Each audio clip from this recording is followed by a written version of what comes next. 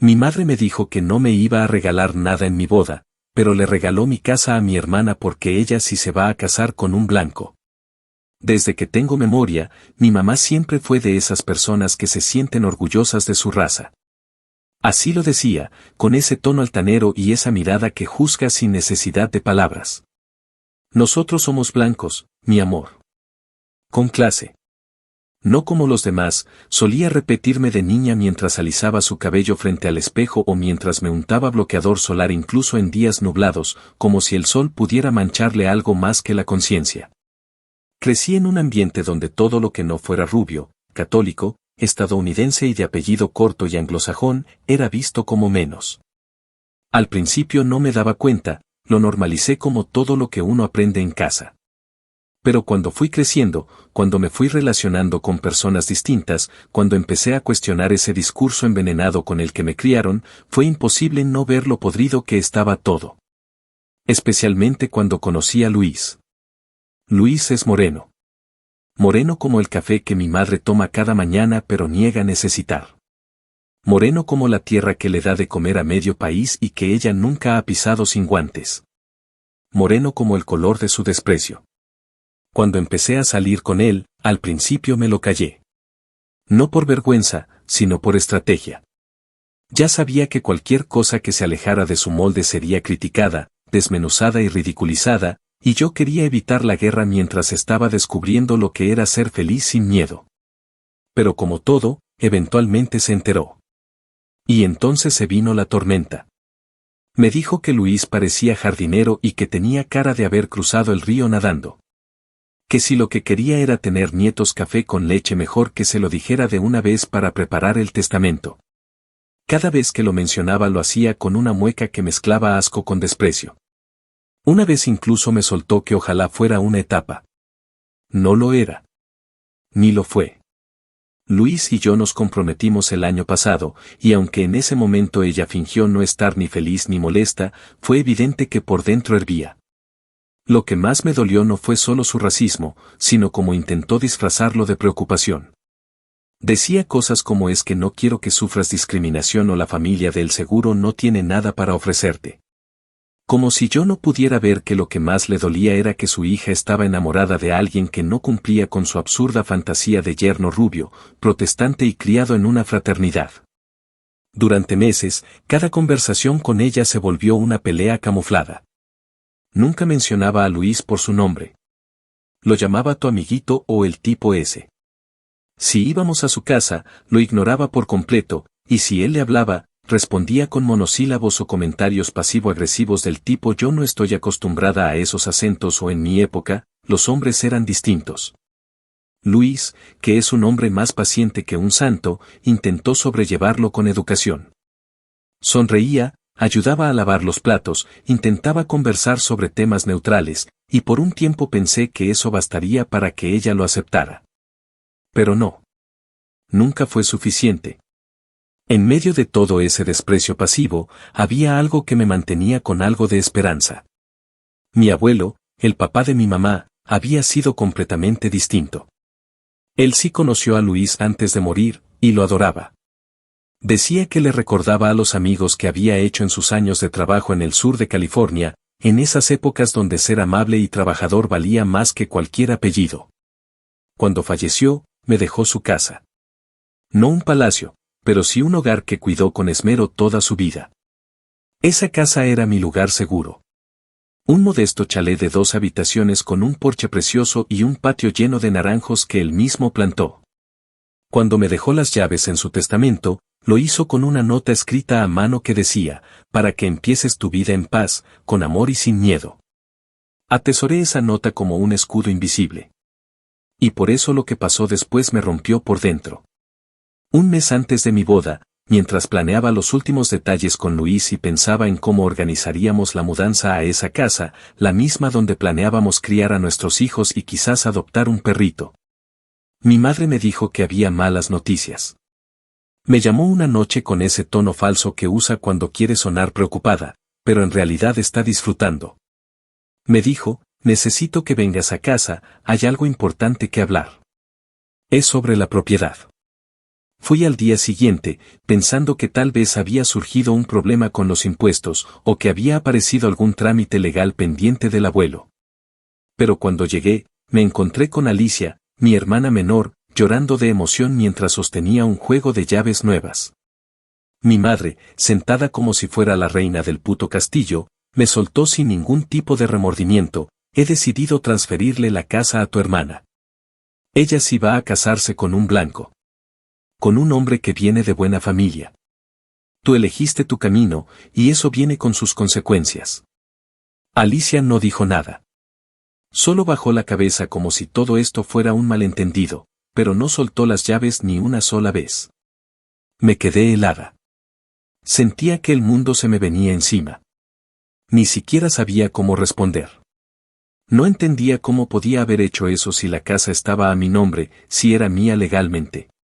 Pero en ese momento no tenía respuestas, solo una rabia sorda que se fue transformando en algo más peligroso: claridad. Me fui sin armar escándalo. Luis me estaba esperando en el carro, y cuando me vio con los ojos vidriosos, no hizo preguntas. Solo me abrió la puerta, y cuando arrancamos, me dijo con esa voz tranquila que usa cuando planea algo serio: vamos a arreglar esto, pero a nuestra manera. Sin gritar. Sin rebajarnos. Vamos a hacer que se arrepienta de cada palabra. Y así fue como empezó todo. Con una casa robada, un insulto camuflado de bendición y un par de novios hartos de fingir que la sangre obliga a soportar lo que ya no se debe permitir. Lo que vino después no fue rápido, ni fácil. Pero fue implacable. Actualización 1. Pasaron exactamente 11 días desde aquella escena en la casa de mi madre hasta que decidí volver a pararme en la oficina del registro de propiedades del condado. Fueron 11 días de insomnio, de buscar entre papeles viejos, de revisar mensajes de texto con mi abuelo, de intentar convencerme de que todo eso tenía que ser un malentendido, un error burocrático. Una broma cruel que aún se podía deshacer. Pero cuando la señora del mostrador, una mujer mayor, de voz seca y mirada cansada, me imprimió el documento que confirmaba el cambio de titularidad, sentí como me bajaba la sangre hasta los pies. Mi nombre ya no figuraba en la escritura. En su lugar aparecía, sin vergüenza alguna, Alicia M. Thompson. No había anotación de testamento nuevo ni ninguna venta registrada. Solo una transferencia directa, como si se tratara de una donación entre familiares, firmada y notariada hacía menos de 2 semanas. La fecha coincidía exactamente con el fin de semana que había estado fuera en una despedida de soltera organizada por mis amigas. Lo había hecho en mi ausencia, con premeditación, alevosía y una certeza absoluta de que yo no me atrevería a pelear. Me senté en una de las sillas del pasillo con el documento en la mano, temblando. Me costaba respirar, no porque me faltara el aire sino porque me sobraba indignación. Había sido estafada por mi propia madre.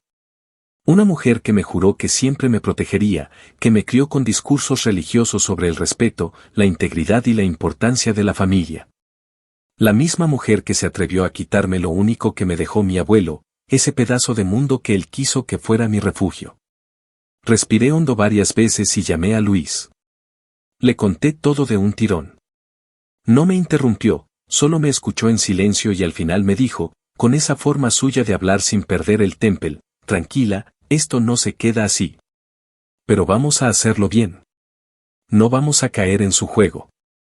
Esa misma tarde empezamos a organizar todo como si fuera una operación quirúrgica, aunque la rabia me pedía actuar con fuego. Lo primero fue contactar a una abogada. Yo no sabía por dónde empezar, así que una compañera de trabajo me recomendó a Mariana, una abogada de origen colombiano que llevaba años ejerciendo en temas de propiedad y fraudes civiles en el condado. Hablé con ella por videollamada, le conté lo que había pasado sin omitir los detalles que me daban vergüenza. Como el racismo de mi madre o el hecho de que yo nunca revisaba los documentos legales porque confiaba en que todo estaba en orden. Mariana fue tajante, clara y sin rodeos. Me dijo que lo primero que debíamos hacer era verificar cómo se había firmado la transferencia y si existía algún documento de poder legal que hubiera permitido a mi madre hacerlo en mi nombre. Al día siguiente, ella misma hizo la solicitud oficial de los documentos. Cuando llegaron, no me sorprendió ver la trampa: mi madre había usado un poder notarial supuestamente firmado por mí.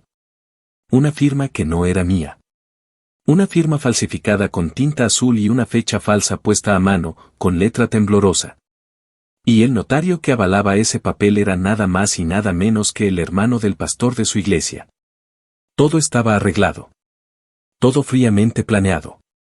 Fue en ese momento cuando la vergüenza se transformó en estrategia.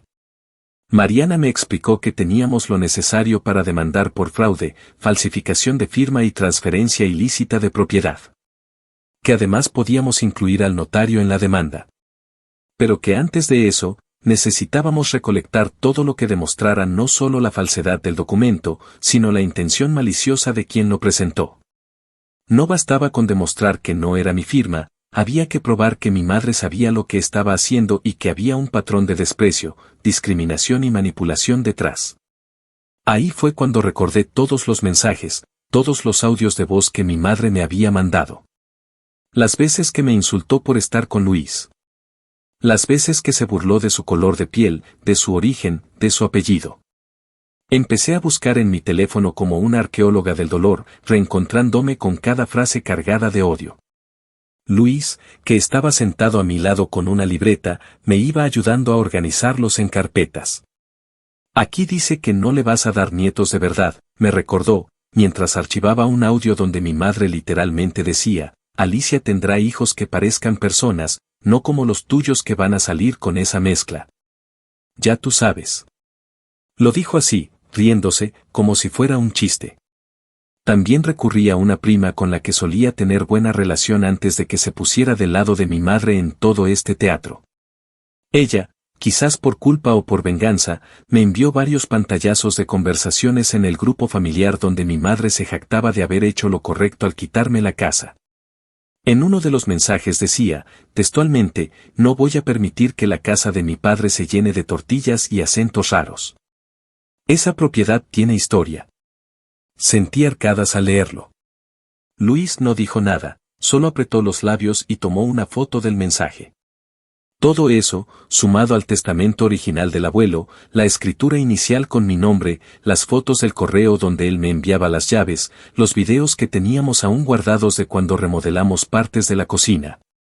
Todo eso empezó a armar un expediente tan sólido que Mariana nos dijo que probablemente la demanda no solo procedería, sino que el juez podría ordenar la restitución inmediata del título.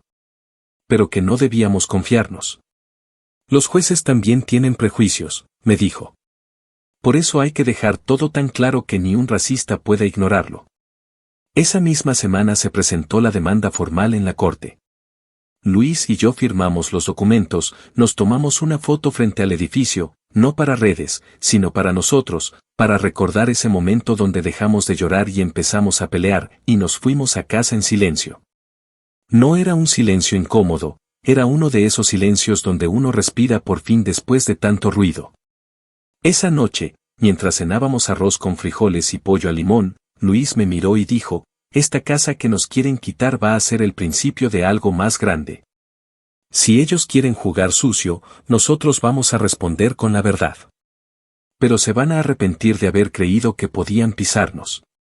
Y aunque en ese momento no lo sabíamos, estaba en lo cierto. Apenas estábamos empezando. Actualización 2. Habían pasado poco más de 2 meses desde que interpusimos la demanda, y aunque el proceso legal avanzaba con pasos firmes, lo que más me sorprendió durante ese tiempo no fue la lentitud del sistema judicial. Ni siquiera las trabas burocráticas que Mariana nos ayudaba a sortear, sino la manera en que mi madre y Alicia decidieron actuar una vez que supieron que las habíamos demandado. No hubo vergüenza, ni remordimiento, ni siquiera un mínimo intento de reconciliación o disculpa. Todo lo contrario. Fue como si hubieran recibido la demanda como una especie de declaratoria de guerra, y su respuesta fue victimizarse frente a todo aquel que las escuchara. En lugar de enfrentar la situación con algo de dignidad, mi madre decidió que la mejor defensa era la manipulación emocional y la guerra sucia. El primer golpe vino a través de las redes sociales. Un domingo por la tarde, mientras Luis y yo hacíamos el almuerzo, mi prima, la misma que me había enviado las capturas del grupo familiar, me mandó un mensaje alarmada. Tienes que ver lo que tu mamá publicó, escribió. Entré a Facebook y me encontré con una publicación larguísima, llena de frases dramáticas y manipuladoras. Decía cosas como, nunca pensé que una hija mía me demandaría solo por querer lo mejor para su hermana, y hoy estoy devastada porque me acusan de crímenes por ayudar a mi propia sangre. Pero lo peor vino al final, cuando escribió con todas sus letras, todo por un capricho racial.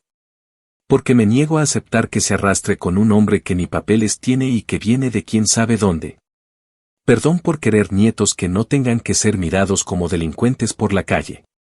Cuando leí esa parte sentí un fuego en el pecho, uno que no me dejó dormir esa noche. No solo estaba mintiendo descaradamente sobre Luis, que sí es ciudadano, con carrera y con mejor historial crediticio que toda mi familia junta, sino que encima se victimizaba como si ella fuera la que había perdido algo. Y como era de esperarse, la publicación se llenó de comentarios. Algunos la apoyaban sin dudar, personas que claramente no sabían la historia completa o que compartían el mismo veneno escondido en frases como es que hay que preservar nuestras raíces o pobre señora, qué decepción de hija.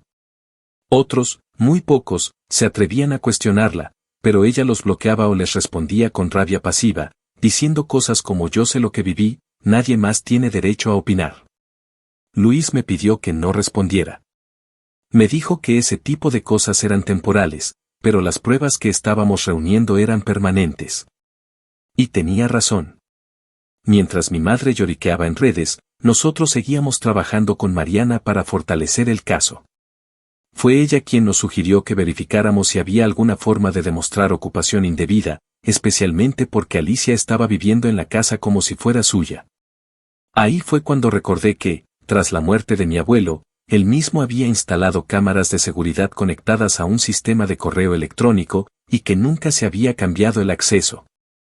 Me metí en la cuenta, aún estaba activa, y me encontré con cientos de notificaciones, clips de 10 segundos cada vez que alguien abría una puerta, pasaba por el porche o entraba al patio. Al principio me costó mucho verlos.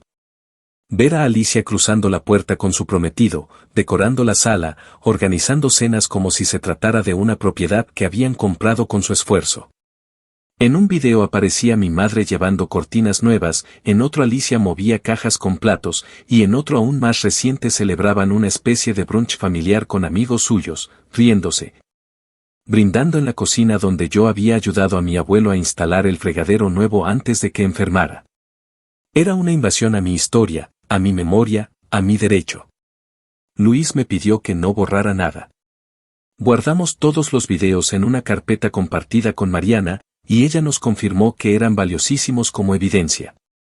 No solo por mostrar que estaban ocupando ilegalmente una propiedad en disputa, sino porque probaban que lo hacían con total conocimiento, sin ningún tipo de contrato o permiso. Eran, en los términos legales, intrusas con acceso fraudulento. Mientras tanto, las cosas con la corte seguían avanzando. Mariana presentó una moción para congelar cualquier operación sobre la propiedad, lo cual significaba que no podían venderla, alquilarla ni hacerle modificaciones mayores sin incurrir en más delitos. A los pocos días, nos llegó la notificación de que el juez había aceptado la medida cautelar, y eso fue un respiro en medio del caos. Pero lejos de hacerlas recular, eso solo pareció intensificar su campaña de desprestigio. Ahora mi madre no solo decía que yo la había demandado, sino que le estaba quitando el techo a su hija menor y que quería dejarla en la calle por pura envidia.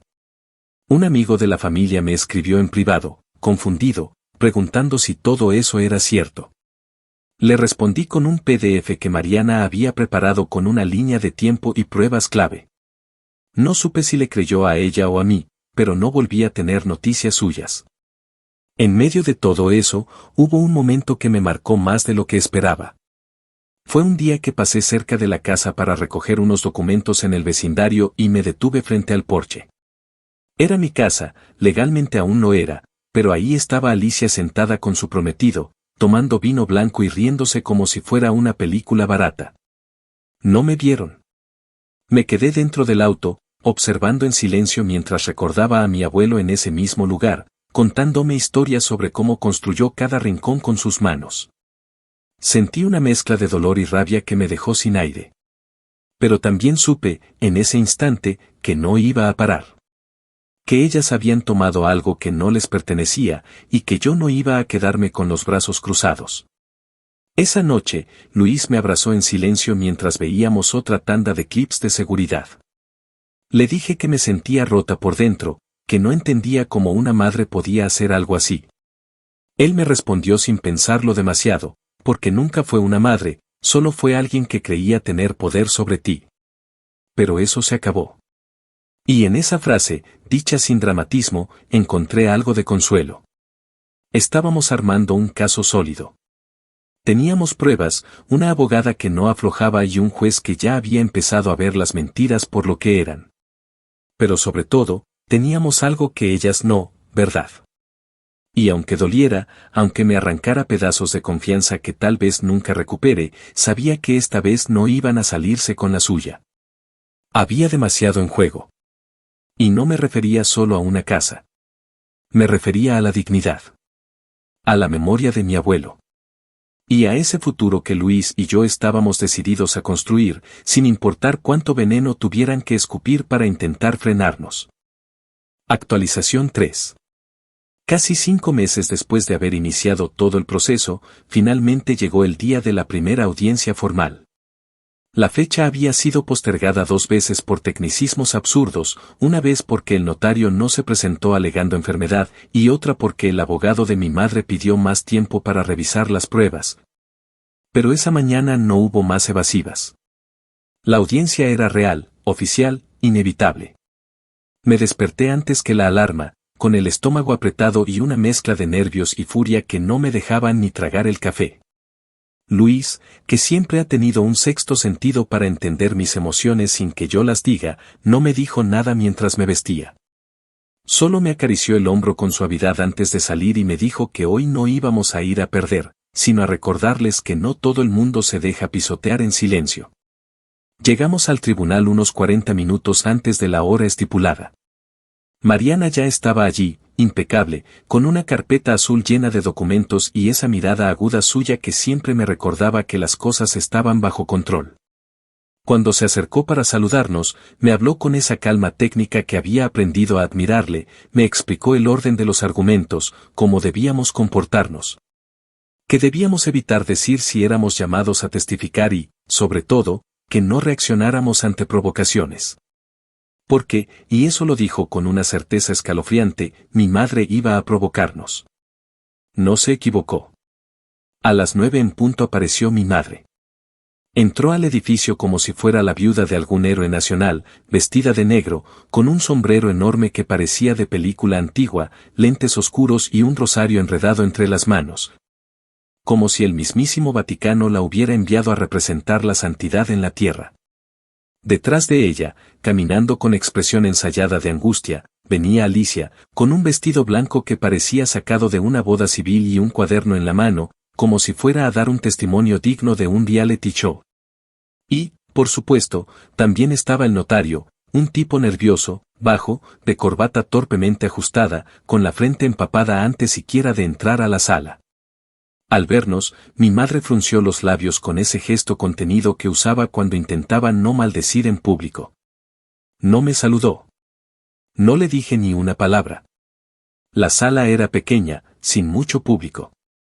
Solo los implicados y un par de personas curiosas que se sentaron al fondo, quizás porque no tenían nada mejor que hacer.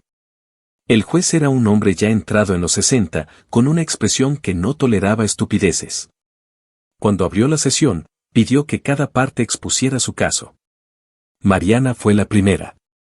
Habló con firmeza, sin levantar la voz, pero con una precisión que dejó todo clarísimo, explicó cómo mi abuelo me había dejado la casa legalmente, cómo había una escritura firmada y registrada desde hacía más de un año. Cómo luego apareció una supuesta transferencia notariada que coincidía con una fecha en la que yo estaba fuera del estado, y como esa firma no correspondía ni remotamente con la mía. Mostró las pruebas del viaje, las grabaciones de voz de mi madre hablando del plan, los mensajes donde admitía querer sacarme de la propiedad porque no iba a permitir que un moreno invadiera la historia familiar, y por supuesto, los videos donde Alicia ya vivía en la casa, hacía fiestas, y se comportaba como la nueva dueña sin ningún derecho legal. Cuando llegó el turno de la defensa, el abogado de mi madre intentó armar una historia sentimental sobre cómo mi madre había creído que tenía derecho a hacer lo que hizo por el bien de la familia.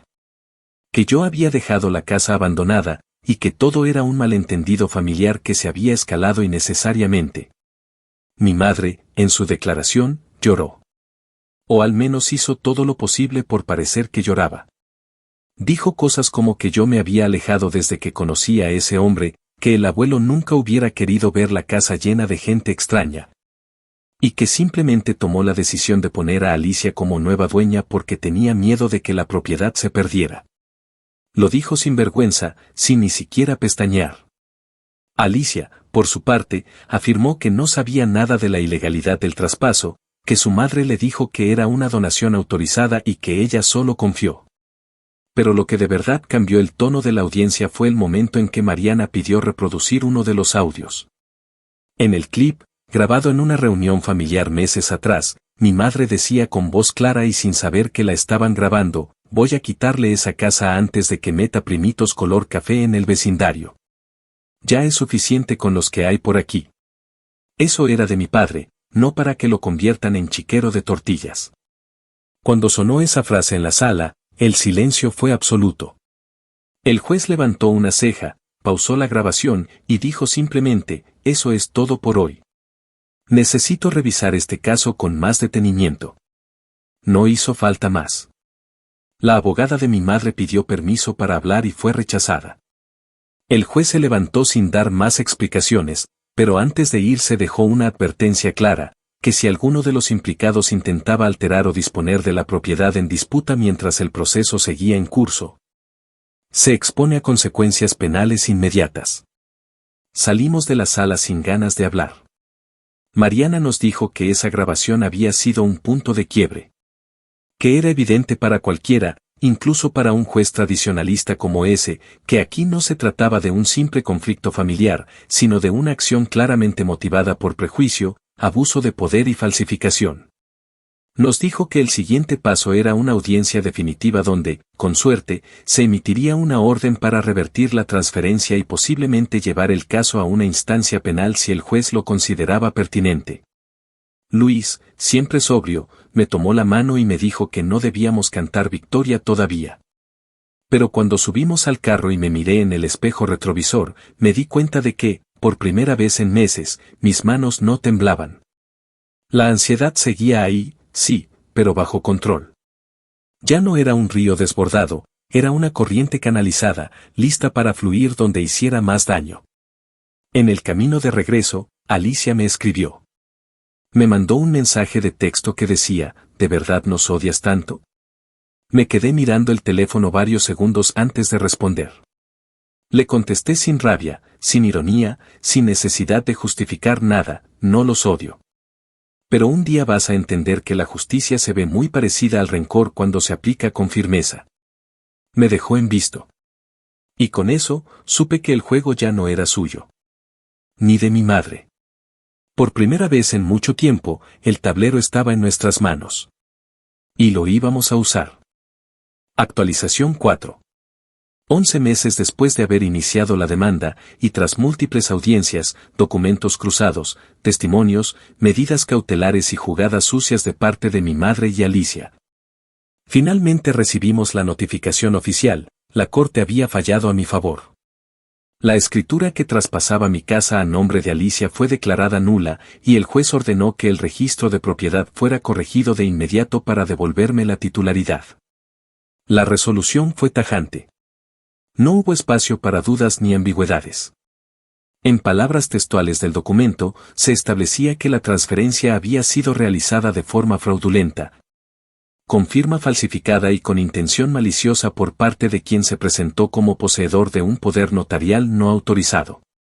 Era una sentencia que no solo devolvía lo que me pertenecía por derecho, sino que desmoronaba el castillo de mentiras que mi madre había construido durante meses frente a su comunidad, su iglesia y la familia que aún le creía.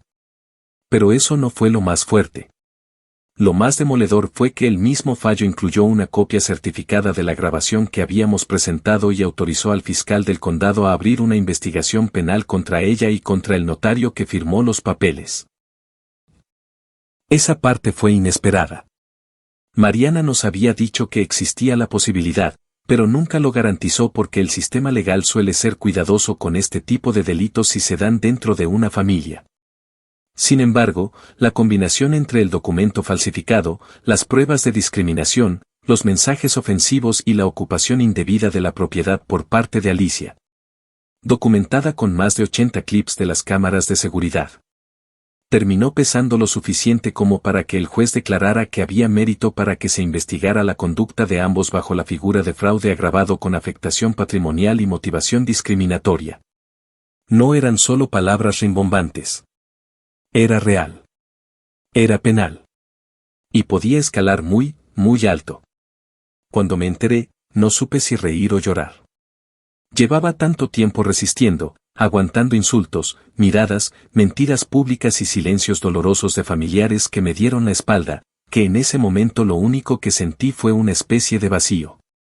Como cuando uno suelta una mochila cargada con piedras que llevaba desde hace años. Luis me abrazó sin decir nada. Lo único que me salió fue repetir en voz baja que mi abuelo estaría orgulloso. Lo dije una y otra vez mientras sostenía la carpeta con la resolución, como si al repetirlo pudiera convencernos a ambos de que todo esto, de alguna forma, iba a sanar lo que mi madre destrozó. El día que recibimos las llaves nuevamente, la casa estaba vacía. Se había ordenado un desalojo, y el oficial del condado nos informó que tanto Alicia como su prometido se habían retirado 3 días antes de la fecha límite. Según su informe, dejaron el lugar en condiciones mixtas. Y esa expresión, que sonaba tan neutra en el papel, no se acercaba ni un poco a la rabia que sentí cuando abrí la puerta y vi lo que habían hecho. Donde antes había un piso de roble original, cuidadosamente pulido por mi abuelo con sus propias manos, ahora había un laminado barato, mal instalado. De un color grisáceo que parecía sacado de un catálogo genérico de apartamento en ruinas. Habían pintado las paredes con colores chillones, llenas de manchas sin terminar, con marcas visibles de cinta adhesiva y restos de lo que supongo fue una decoración moderna. La cocina estaba sucia, con la estufa oxidada, y uno de los armarios estaba roto. En el baño habían dejado botellas de champú abiertas, restos de maquillaje y una toalla vieja en el piso, como si les hubiera dado igual dejar su rastro en cada rincón.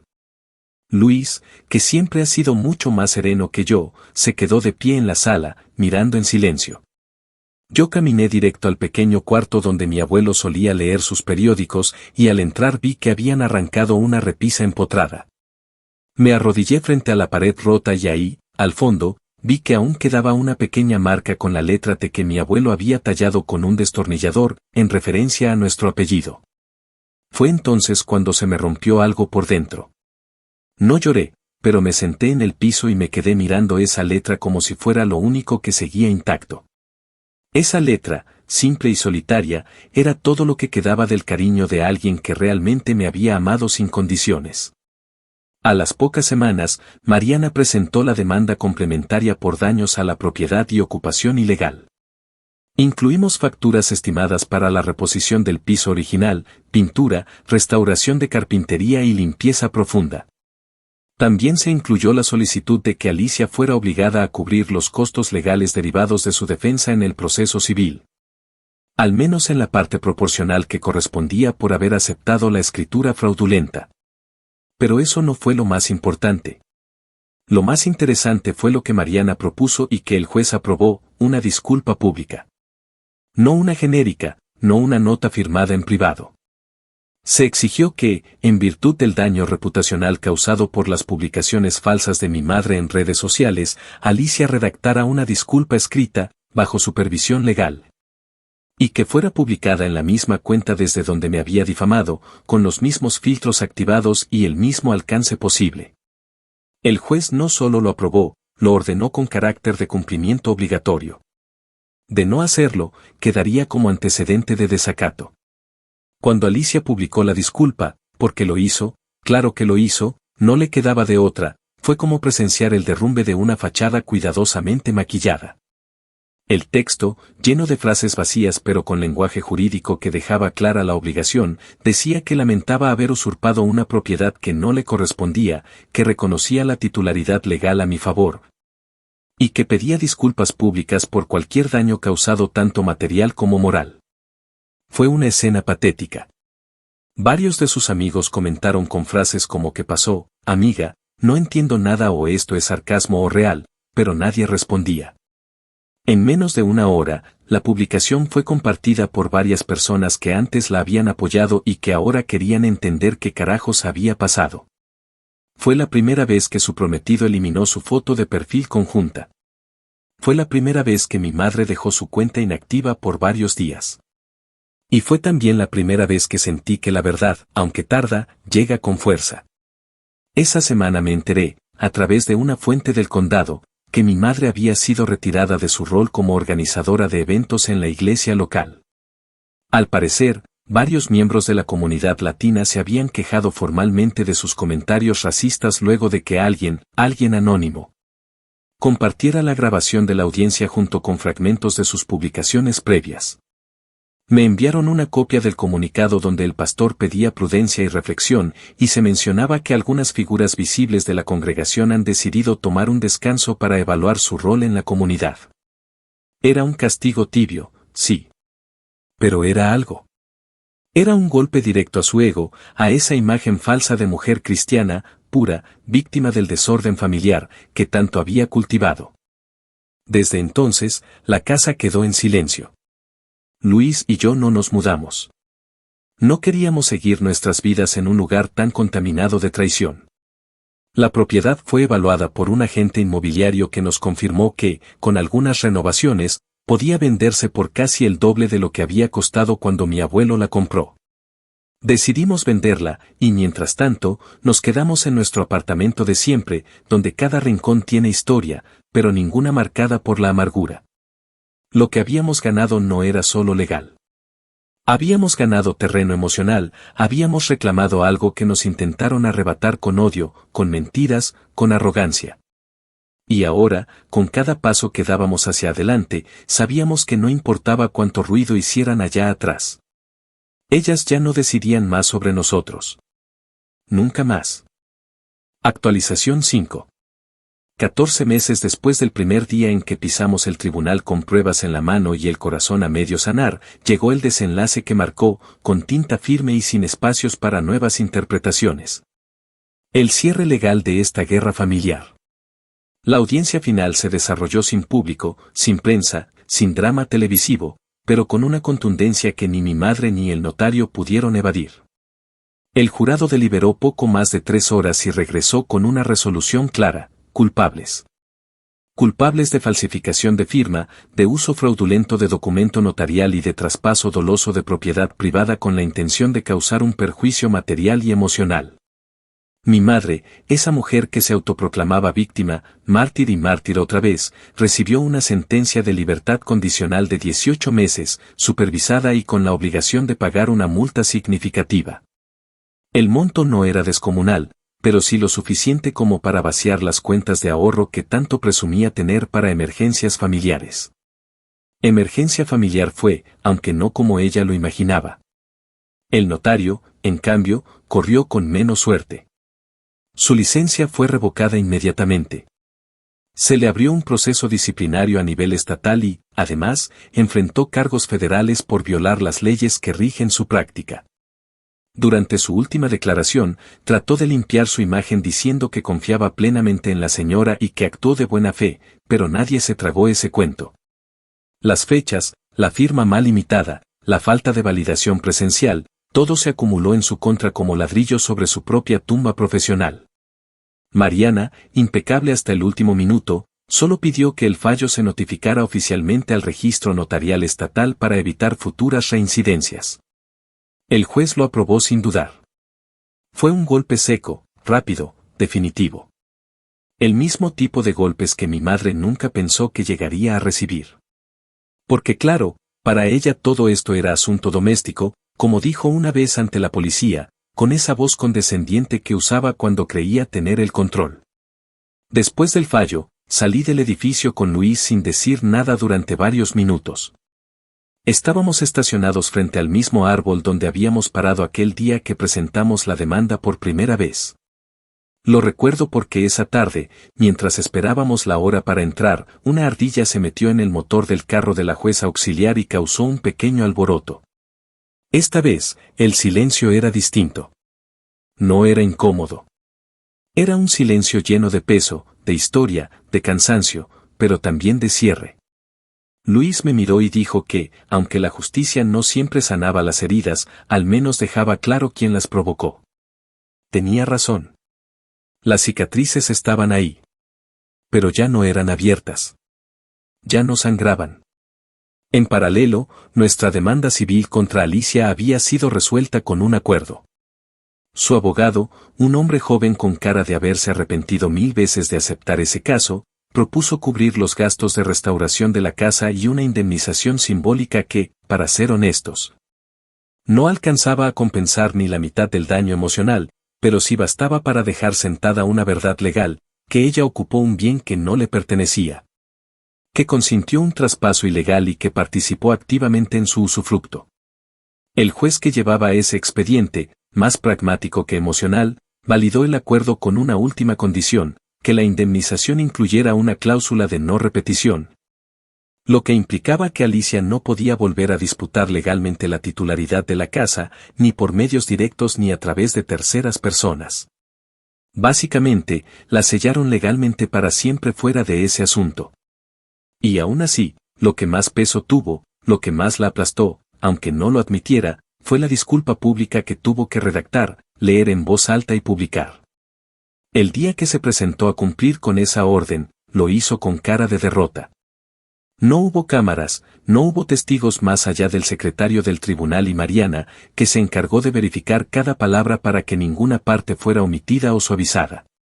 Alicia leyó el texto con voz apagada, visiblemente incómoda, intentando disociarse de sus propias palabras mientras admitía que había tomado posesión de una propiedad de forma indebida, que su madre había actuado sin mi consentimiento y que las afirmaciones hechas en redes sociales durante ese tiempo eran falsas, injuriosas y carentes de fundamento. Publicó ese mismo texto, palabra por palabra, en la cuenta de Facebook donde meses atrás me había llamado traidora, ingrata y destructora de la familia. Los comentarios fueron inmediatos. Muchos en tono de sorpresa. Algunos burlones. Varios eliminados por ella misma a las pocas horas. Y fue entonces cuando comprendí que, más allá del dinero, del castigo legal o de las resoluciones notariales, lo que más les dolía a ellas era ver resquebrajarse la imagen de mujeres ejemplares que habían intentado mantener.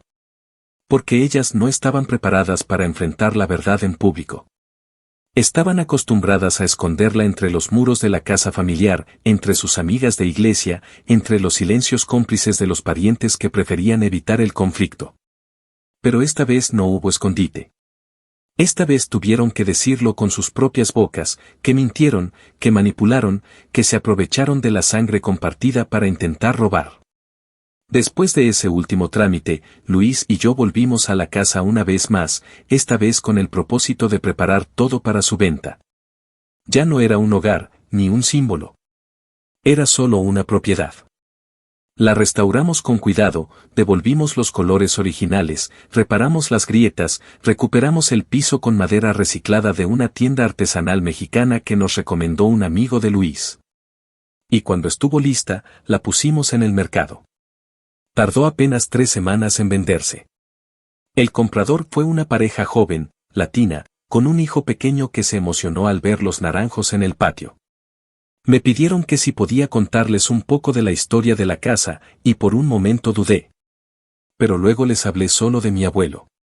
De su esfuerzo, de sus manos, de su costumbre de leer el periódico en las tardes con un té caliente. No mencioné a mi madre. No mencioné nada de lo demás. Algunas historias, aunque verdaderas, ya no merecen ser repetidas. Y así, con la escritura firmada y la transferencia bancaria hecha, se cerró oficialmente el ciclo. Un ciclo que empezó con una traición, que atravesó todo tipo de violencia emocional y simbólica, pero que terminó con justicia, con claridad, con memoria y sobre todo, con libertad. Ya no les debía nada. No tenía que volver a sus casas, ni a sus fiestas, ni a sus funerales. No tenía que escuchar sus excusas disfrazadas de consejos. Era libre.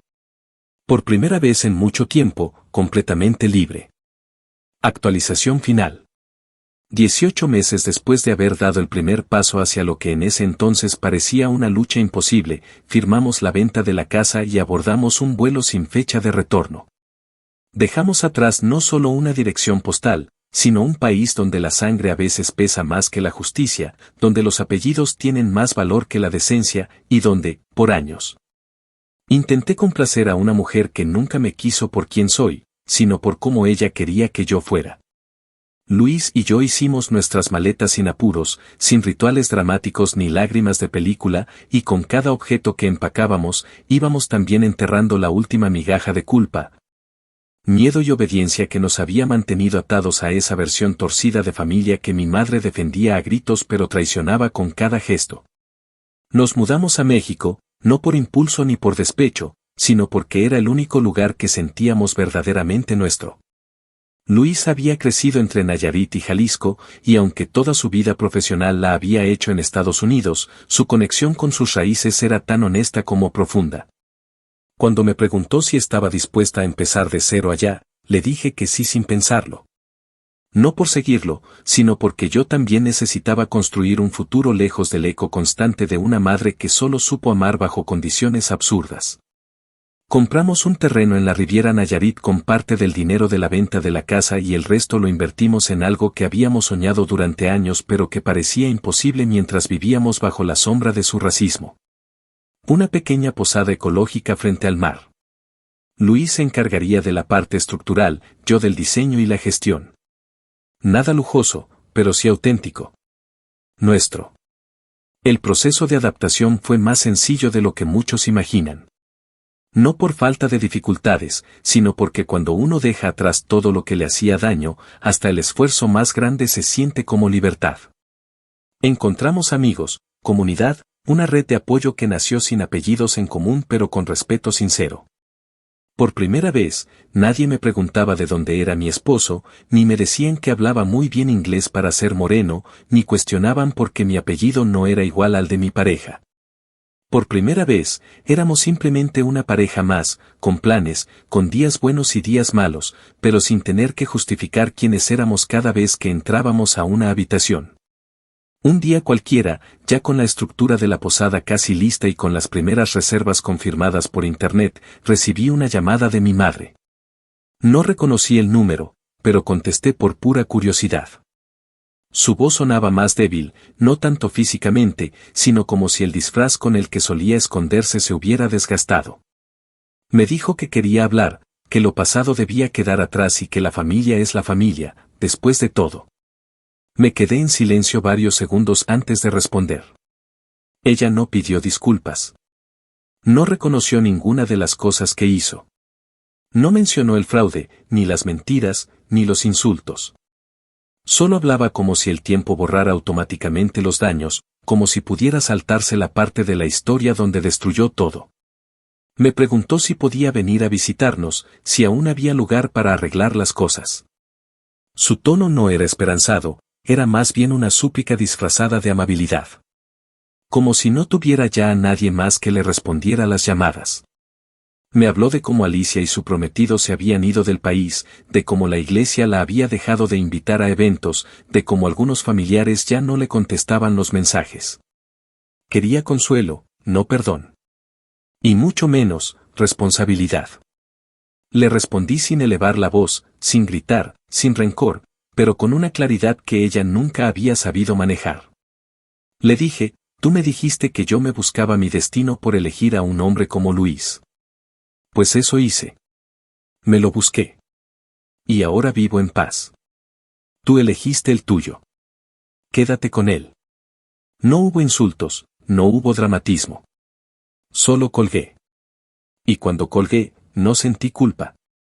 Sentí alivio. Esa misma noche, mientras caminábamos por la playa, Luis me preguntó si estaba bien. Le respondí que sí, que por fin lo estaba. Que dolía, claro, porque no se deja de extrañar la idea de una madre, aunque la mujer que llevó ese título no lo mereciera. Pero que había aprendido a vivir sin su voz en mi cabeza, sin sus ojos juzgándome por amar a quien amo, por no blanquearme la vida como ella quería. Luis me abrazó sin decir nada, como hace siempre, y se quedó conmigo mirando el mar en silencio. Hoy escribo esto desde la terraza de nuestra casa, aún en construcción, con el sonido de las olas colándose por las ventanas sin vidrio. Afuera, Luis está marcando con piedras el perímetro de lo que será el jardín. Mientras unos trabajadores locales mezclan cemento y ríen con su acento costeño que me resulta más familiar que cualquier misa dominical de mi infancia. La vida no es perfecta, pero es honesta. Y eso basta. A veces me preguntan si extraño Estados Unidos, si no me duele haber dejado atrás todo. Les digo que no. Porque lo que dejamos atrás nunca fue un hogar, solo fue el teatro de un amor condicionado. Y ahora, desde esta tierra que nos recibe sin prejuicios, puedo decir con certeza que nada que valga la pena puede florecer en un terreno envenenado. La casa que me quisieron arrebatar fue, al final, solo el punto de partida. Lo que realmente ganamos fue algo que ellas nunca van a tener, la capacidad de amar sin odio, de construir sin robar, de vivir sin esconder el color de nuestra piel ni pedir perdón por nuestras elecciones. La casa era solo ladrillo. Lo que construimos ahora es raíz. Y no hay madre, ni hermana, ni tribunal que me lo pueda quitar.